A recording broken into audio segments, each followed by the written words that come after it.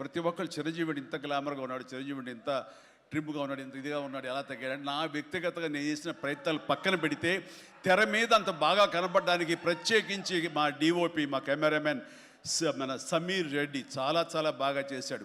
And Sameer రెడ్డితో వచ్చిన ఒక్క చిన్న గొడవ ఏంటంటేనండి, ఒక నిమిషం గ్యాప్ ఇవ్వడు. కూర్చుని కాఫీ తాగుతాం కదా అని ఇచ్చేలోగా మళ్ళీ షార్ట్ రెడీ అంటాడు. ఇంక అతనితోటి బహుశా అలా గనక అందరూ ఉండగలిగితే సినిమాలు 100 రోజులు దాటకుండానే ఫినిష్ చేయొచ్చు.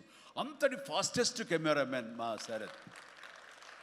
అతను ఉన్నాడు కాబట్టి ఈ సినిమా 80-85 రోజుల్లో ఫినిష్ అయ్యింది. కాబట్టి ఆ credit goes to Sameer Reddy. ఇంత ఫాస్ట్గా అయినందుకు, విత్ ఇన్ ద బడ్జెట్ అయినందుకు, ఖర్చు కూడా చాలా తక్కువ.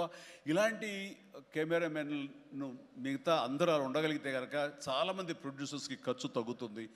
అండ్ అట్లాగే ఇక సమీర్, థ్యాంక్ యూ సమీర్. అందరూ బయట పొగుడుతుంటే కనుక నేను మనసు లోపల నిన్ను పొగుడుకున్నాను.